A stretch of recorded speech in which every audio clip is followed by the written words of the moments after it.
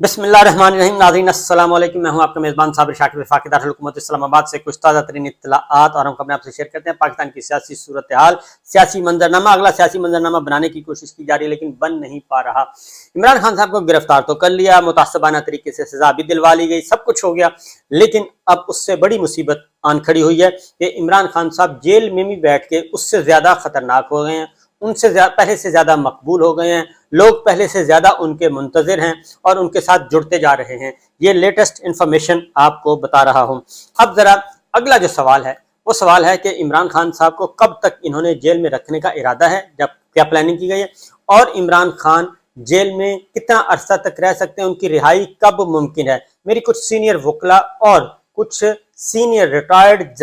जजेस से बात हुई, वो इस बारे में क्या कहते हैं ये मैं आपके साथ डिटेल्स के साथ शेयर करूंगा। और फिर अंदर खाने की क्या रिपोर्ट है, अंदर क्या फीलिंग्स हैं। इमरान खान को गिरफ्तार तो कर लिया, अब पीडीएम क्या, मुस्लिम लीग नवाज कहाँ खड़ी है, पीडीएम कहाँ खड़ी है, पीपल्स पार्टी कहाँ खड़ी है, वो क्या सोच रही है, उनको कोई खतरात महसूस हो रहे हैं, नहीं हो रहे, ये सारी बातें इस व्लॉग में आपके साथ शेयर करेंगे। और फिर सबसे बड़ा क्वेश्चन कि निगरान वजीर आजम, ये सारा खेल जिसके लिए खेला गया है, अपनी पसंद का निगरान सेटअप लेके आना है, निगरान वजीर आजम अपनी मर्जी का हो, काबीना अपनी मर्जी की हो, और उससे फिर अपने मनपसंद फैसले करवाए जाएं और अमूर मुमलिकत इसी तरीके से चलता रहे, अशराफिया मौजें करे और दिन रात मजे लूटे, और लेकिन पाकिस्तान के अवाम बेयारो मददगार रहें, वो गुलामी की जंजीरों में रहें, वो आज़ादी का ना सोचें, वो तब्दीली का ना सोचें, और उनकी हालत जार एक भेड़ बकरियों कीड़े मकोड़ों से ज्यादा की ना हो, वो एक रियाया बन के रहें पाकिस्तान के अवाम जो कि 24 करोड़ से तजावज कर चुके हैं। ये पढ़ी लिखी क्लास है, और पढ़ी लिखी क्लास तो छोड़ें, 21वीं सदी का जमाना है। इस वक्त तो एक आप किसी भी खेत में चले जाएं, खेत खलियान में चले जाएं, किसान से पूछ लें, रेडी बांध से पूछ लें, शॉपकीपर से पूछ लें, बार्बर शॉप चले जाएं, मजदूर से पूछ लें, वो भी बता देगा कि इस वक्त हो क्या रहा है और इमरान खान को सजा कैसे दिलवाई गई और उनको क्यों दिलवाई गई, ये सारे बच्चा बच्चा जानता है। और फिर पढ़ी लिखी क्लास तो इसके अलावा है जो सोशल मीडिया तक उनकी एक्सेस है, डिजिटल मीडिया तक एक्सेस है, गूगल तक एक्सेस है, हर इंफॉर्मेशन वो एक लम्हे में लेके बाहर आ जाते हैं और उनको बता देते हैं कि जनाब हमारी आंखों में धूल मत झोंकें और हमारे अक्ल पे पर्दा डालने की कोशिश मत करें। हम सब जानते हैं जो कुछ इस वक्त हो रहा है और जो कुछ करने की कोशिश की जा रही है। इसीलिए पाकिस्तान के अंदर एहतजाज भी हो रहा है, गिरफ्तारियां भी हो रही हैं, लेकिन कोई दिखा नहीं रहा। मीडिया में 75 सालों में ऐसा सेंसरशिप माजी में कभी नहीं देखा, ज़ियाउल हक साहब के ज़माने में नहीं देखा, परवेज मुशर्रफ साहब के ज़माने में तो बहुत ही लिबरल पॉलिसी थी, सिवाय उस वक्त जब इमरजेंसी नाफिज की गई 3 नवंबर की और जजेस को सैक किया गया, उसके अलावा बाकी सारा उनका पीरियड बहुत अच्छा था। बहरहाल ऐसा डिक्टेटरशिप में भी कभी नहीं देखा जो इस वक्त सेंसरशिप है। और सबसे बड़ी जो खतरनाक अलार्मिंग बात है वो है कि मीडिया ने इसको कबूल कर लिया है। मीडिया ने इसको बामरे मजबूरी, बखुशी, अदरवाइज मफादात, जाती मफाद, सियासी मफादात, माली मफाद, तिजारती मफाद, कोई भी हो,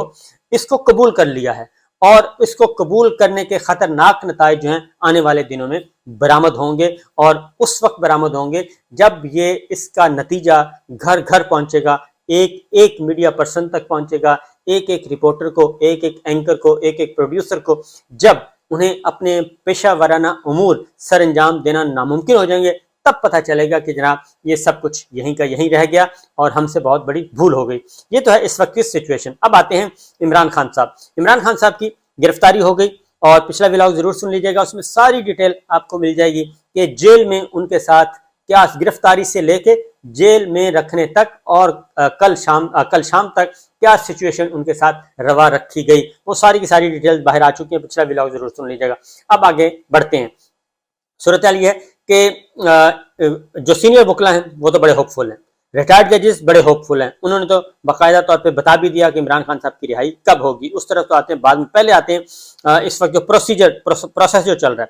है। Islamabad high court chief justice Aamir Farooq साहब, उनका बड़ा इम्तहान है, उनकी तरफ उंगलियां बहुत उठ रही हैं और लोग उनकी तरफ देख रहे हैं। उनका एक बड़ा लंबा कैरियर है, 8 साल उनकी सर्विस अभी पड़ी है, पूरे 8 साल उनकी पड़ी है, और 8 साल सर्विस जिस ऑनरेबल जज की हो उसको बड़ी लंबी इनिंग्स खेलना होती है। तो बहरहाल उनका इम्तहान है اور عمران خان صاحب ان پہ عدم اعتماد کا اظہار کر رہے ہیں، اور وہ اس لیے کر رہے ہیں کہ ان کے ساتھ کافی زیادتی ہوئی ہے عمران خان صاحب کے ساتھ۔ اور یہاں اب امتحان ہے چیف جسٹس عامر فاروق صاحب کا اپنا، کہ ان کے اپنے فیصلوں کو بے توقیر کیا جناب ٹرائل کورٹ کے جج نے، کیونکہ ٹرائل کورٹ کا جج ایک ایڈیشنل سیشن جج اسلام آباد کے چیف جسٹس ایک آرڈر پاس کر رہے ہیں بطور عدالتی حکم کے، اس پہ عمل ہی نہیں ہو رہا، اور اس کو ردی کی ٹوکری میں پھینک کے ٹرائل کورٹ کے جج لندن چلے جاتے ہیں۔ تو لندن میں ان کے ساتھ جو کچھ ہو رہا ہے وہ ایک الگ داستان ہے۔ تو بہرحال یہ ہوا، اور اس کے بعد یہ ساری سچویشن جو ہے یہ کوئی اچھی نہیں ہے، اچھی علامت نہیں ہے پاکستان کے لیے، پاکستان کے جوڈیشل سسٹم کے لیے، نظام انصاف کے لیے۔ تو بہرحال عامر فاروق صاحب کے پاس وہ ہے جی اپیل ہے، پہلے اعتراضات عائد کر دیے، 2 درخواستیں ہیں، اور نمبر 1 ایک ان کو اڈیالہ جیل منتقل کیا جائے، اور ان کو قانون کے مطابق جو ایک سابق وزیر اعظم کا سٹیٹس ہے، جو اس کے پروٹوکولز ہیں، اور اس کے اکارڈنگلی جیل مینول میں ان کے ساتھ سلوک برتاؤ کیا جائے۔ اس کے علاوہ اور کچھ نہیں مانگا جا رہا۔ یہ نہیں کہا جا رہا کہ ایئر کنڈیشن لگوا دیں، اور یہ بھی نہیں کہا جا رہا کہ وہاں پہ آپ وہ والی سہولیات دے دیں جو نواز شریف صاحب کو تھیں، شہباز شریف صاحب کو تھیں، اور ان کے وزراء کو تھیں، وہ والی مریم صاحبہ کو تھیں، وہ والی سہولیات عمران خان صاحب نہیں مانگ رہے کہ ایک پورے کا پورا ایک وہاں پہ 2 کنال کا گھر ان کو دے دیا جائے، وہ نہیں مانگ رہے، بلکہ ان کے وکیلوں نے ایک درخواست دی ہے کہ جیل مینول اور قانون اور آئین کے مطابق ان کو اڈیالہ جیل منتقل کیا جائے، جو کہ ٹرائل کورٹ کا آرڈر تھا، نمبر 1۔ نمبر 2 ان کو سہولیات دی جائیں، میڈیکل کی سہولیات دی جائیں، اور ان کی جان، ان کی مال، ان کی عزت، ان کی آبرو، ان کے تحفظ کا یقینی بنایا جائے جیل میں بھی، اور ان کو جو کچھ ان کی جان کو جو خطرات ہیں، سیکورٹی کے خطرات ہیں، ان کو بھی ایڈریس کیا جائے۔ یہ بنیادی طور پہ مانگا جا رہا ہے، اور کچھ نہیں مانگا جا رہا۔ ایک یہ درخواست، پہلے اعتراضات عائد کیے گئے، اب اعتراضات کے ساتھ یہ درخواست اب آج سنی جائے گی، آج چیف جسٹس اسلام آباد ہائی کورٹ عامر فاروق صاحب سنیں گے۔ نمبر 2 اس پہ نوٹس ہو جائے گا یقیناً، اور دیکھتے ہیں کہ نوٹس کتنا لمبا ہوتا ہے، کیونکہ گورنمنٹ کے ارادے بالکل ایسے نہیں ہیں۔ یہ جب تک یہ گورنمنٹ ہے اس وقت تک تو امکان نہیں ہے۔ یہ گورنمنٹ جب چلی جائے گی، نگراں حکومت آ جائے گی، تو نگراں حکومت کا پھر پتہ چلے گا کہ وہ کیسے رسپانس کرتے ہیں، اور کس طریقے سے وہ اپنے ایڈوکیٹ جنرل کو اور پروسیکیوٹرز کو ہدایات دیتے ہیں۔ اس وقت تو ایک ہلکا سا اولا موجود ہے، ہلکا سا پردہ موجود ہے کہ یہی پی ڈی ایم اور یہ 15 جماعتی حکمراں اتحاد ہی کروا رہا ہے، یا اس کے پیچھے بھی عناصر ہیں۔ وہ عناصر جو ہیں ان کا امتحان شروع ہو جائے گا 9 تاریخ جب نگراں حکومت آ جائے گی۔ بہرحال آگے بڑھتے ہیں۔ دوسرا جو ہے وہ ہے جی حق دفاع۔ حق دفاع جو کہ ایک پینڈنگ معاملہ تھا، اور عمران خان صاحب کے گواہوں کے بیانات تو دور کی بات ہے، ان کو ایکسیپٹ ہی نہیں کیا گیا تھا، اور خواجہ حارث صاحب کی موجودگی میں ان کو سنے بغیر ایک ایکس پارٹی، یعنی کہ ون سائیڈڈ پارٹی، دوسرے موقف سنے بغیر فیصلہ دے دیا،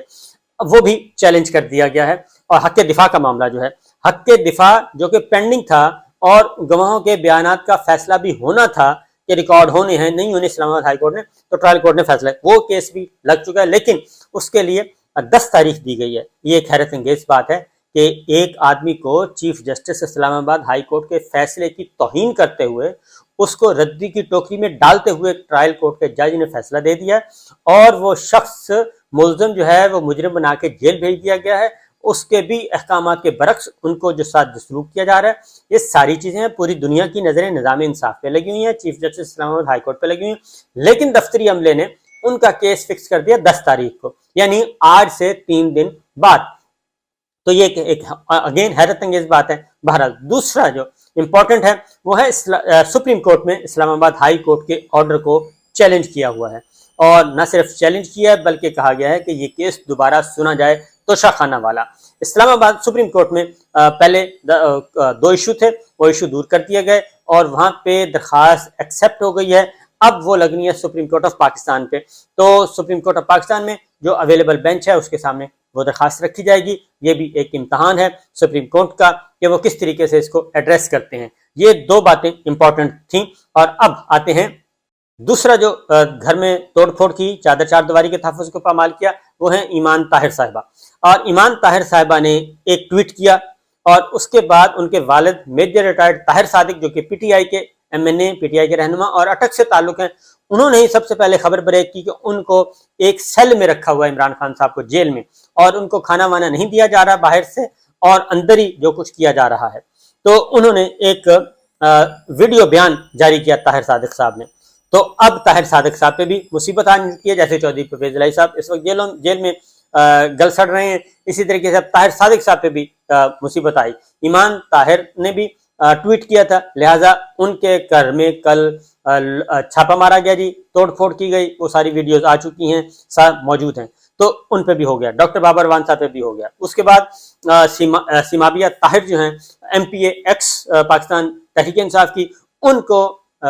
एहतसाब अदालत ने उनको डिस्चार्ज कर दिया, उनको भी गिरफ्तार किया था। तो वो एक रिहाई हुई है और इधर गिरफ्तारियों की कोशिश की जा रही है। वकला इस वक्त जो असल ताकत है वो है जी वकला की, वकला मैदान में आ गए हैं और वकला एहतजाज भी कर रहे हैं, और न सिर्फ एहतजाज कर रहे हैं बल्कि मुकम्मल तौर पे मुनज़्ज़म मनसूबाबंदी भी कर रहे हैं, प्लानिंग कर रहे हैं कि इमरान खान साहब को बाहर कैसे लेके आना है, ये गैर कानूनी और गैर आइनी फैसले को मुअत्तल कैसे करवाना है, वो सारी एक चल रही है। लेकिन वकला मुख्तलिफ बार्स में एहतजाज भी कर रहे हैं और शहरों में भी कर रहे हैं, लेकिन उनको कोई दिखा नहीं रहा, क्योंकि सेंसरशिप जो है, मैंने बताया कि बदतरीन किस्म की सेंसरशिप आयद है।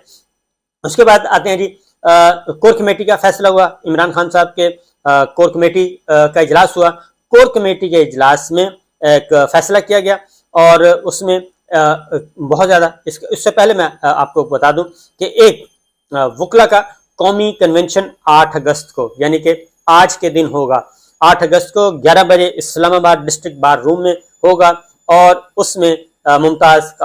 माहिरीन कानून आएंगे, वकला नुमाइंदगान आएंगे, रिटायर्ड जज साहब आएंगे, वजारत कानून इंसाफ के लोग आएंगे, तो ये शरीक होंगे। और ये है rule of law, supremacy of constitution और इक्वलिटी बिफोर लॉ, ये इसका टॉपिक है। और इसमें पाकिस्तान तहरीक इंसाफ भी जाएगी और बाकी भी आएंगे, और इसके तहत एक बड़ा कट जो है वो होने वाला है। उसके बाद पाकिस्तान तहरीक इंसाफ की कोर कमेटी ने यह भी फैसला किया है कि अवामी मंशा की रोशनी में आइन, जमहूरियत और इंतखाब के खिलाफ की जाने वाली हर साजिश का हर सतह पर हर मुमकिन आइनी और कानूनी तरीके से और जमहूरी तरीके से मुकाबला किया जाएगा। और उन्होंने मुतालबा किया है कि मर्दमशुमारी के जरिए जो नई हल्का बंदियों, रद्दोबदल और इंतखाबात को गैर मुइना मुद्दत के लिए मुलतवी करने की जो नापाक साजिश की जा रही है, वो उसका भी हम मुकाबला करेंगे और डटकर मुकाबला करेंगे। और इसके लिए एक नई लड़ाई शुरू होने वाली है, और ये इतना आसान नहीं होगा कि जिस तरीके से कोशिश की जा रही है। बहरहाल पाकिस्तान तहरीक इंसाफ का ये मामला हो गया। दूसरा, अब आते हैं असल बात की तरफ। सीनियर वकला से मेरी बात हुई, रिटायर्ड जज साहब से बात हुई, वो कहते हैं कि जी ये फैसला जिस दिन ये कोर्ट लग गया, एक तो है ना chief justice Islamabad high court का एक बहुत ही थोड़ा सा